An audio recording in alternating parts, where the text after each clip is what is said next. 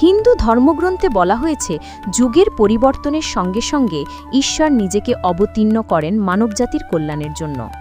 সত্যযুগ, ত্রেতাযুগ, দাপর যুগ ও কলিযুগ প্রতিটি যুগেই তার অবতারগণ পৃথিবীতে আবির্ভূত হয়েছেন ধর্ম প্রতিষ্ঠা ও অধর্ম বিনাশের উদ্দেশ্যে। কলিযুগের শেষ প্রান্তে যখন পাপ, অন্যায়, অত্যাচার ও অধর্ম চরম সীমায় পৌঁছে যাবে, তখন পৃথিবীতে আবির্ভূত হবেন কল্কি অবতার, ভগবান বিষ্ণুর দশম অবতার। আজ আমরা এমন এক সময় বাস করছি যেখানে ধর্মীয় মূল্যবোধ ক্ষয়িষ্ণু, মানুষের মধ্যে লোভ, হিংসা, স্বার্থপরতা এবং ভ্রষ্টাচার বেড়ে চলেছে।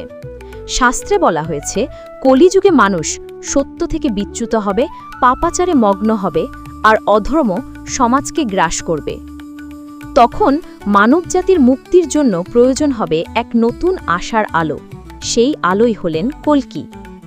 পুরাণ অনুসারে কল্কি অবতার আসবেন কলিযুগের অন্তিমকালে শম্ভুল গ্রামে।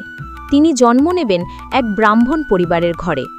শাস্ত্রে উল্লেখ আছে তার পিতা হবেন বিশ্বনাথ নামে এক ভক্ত আর মাতা হবেন সুমতি দেবী।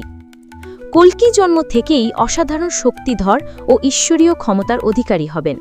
তার হাতে থাকবে এক দীপ্তিময় তলোয়ার, যা দিয়ে তিনি পৃথিবী থেকে অধর্ম, অন্যায় ও অসুর শক্তিকে বিনাশ করবেন। তার বাহন হবে এক শুভ্র ঘোড়া, যার গতি ও শক্তি অপরাজেয়। কল্কি অবতার পৃথিবীতে আসবেন মানবজাতিকে রক্ষা করতে এবং ধর্মকে পুনঃপ্রতিষ্ঠা করতে। তিনি অসুরদের দমন করবেন, দুর্বলদের রক্ষা করবেন এবং এক নতুন যুগের সূচনা করবেন। তার আবির্ভাবের ফলে কলিযুগের অবসান হবে এবং শুরু হবে সত্যযুগের পুনর্জন্ম, যেখানে সত্য, শান্তি ও ন্যায় প্রতিষ্ঠা পাবে। বিষ্ণু পুরাণে বলা হয়েছে যখন কলিযুগ তার সীমা অতিক্রম করবে, মানুষ পাপের বোঝায় ভারাক্রান্ত হবে, তখন বিষ্ণু কল্কিরূপে আবির্ভূত হবেন আর তার আলোয় অন্ধকার ছিন্ন হবে। কল্কি অবতারের কাহিনী আমাদের শিক্ষা দেয়, অন্ধকার যতই গভীর হোক, আলো অবশ্যই ফিরে আসে। অন্যায় যতই ছড়াক, শেষ পর্যন্ত ধর্মই প্রতিষ্ঠিত হয়। সত্য কখনো পরাজিত হয় না। ধৈর্য ও বিশ্বাসের শক্তি সর্বদা মানবজাতিকে পথ দেখায়।